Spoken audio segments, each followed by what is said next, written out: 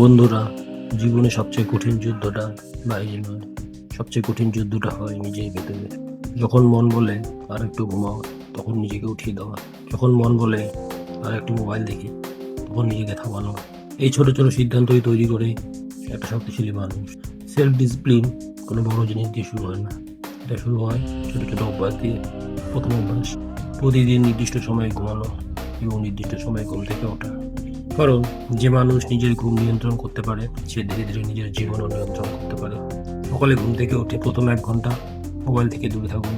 এই সময়টা নিজের জন্য রাখুন, নিজের চিন্তা গুছিয়ে নিন, নিজের দিনটা পরিকল্পনা করুন।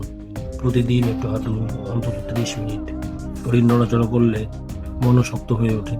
প্রতিদিন কিছু সময় বই পড়ুন, নতুন কিছু শিখুন। কারণ শেখা বন্ধ হয়ে গেলে মানুষ ধীরে ধীরে থেমে যায়। প্রতিদিন নিজের দিনের কাজগুলো লিখে রাখুন, ছোট ছোট লক্ষ্য ঠিক করুন। যখন আপনি ছোট লক্ষ্য পূরণ করবেন, আপনার ভেতরে আত্মবিশ্বাস জন্ম নেবে। কিন্তু শুধু ভালো অভ্যাস তৈরি করলেই হবে না, কিছু খারাপ অভ্যাস ছাড়াও খুব জরুরি। অযথা মোবাইল ব্যবহার কমাতে হবে। মনে রাখবেন, মোবাইল যত বেশি সময় নেয়, জীবন তত কম সময় পায়।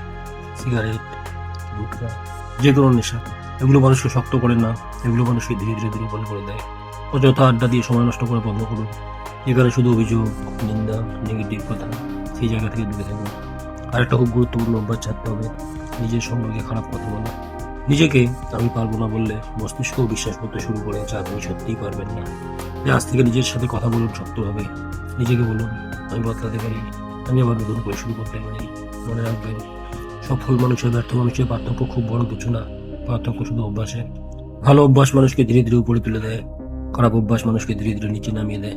তুই আজই সিদ্ধান্ত নিন, একদিনই পুরো জীবন বদলানোর দরকার নেই। আর শুধু একটা ভালো অভ্যাস শুরু করুন, আর একটা খারাপ অভ্যাস ছাড়ুন।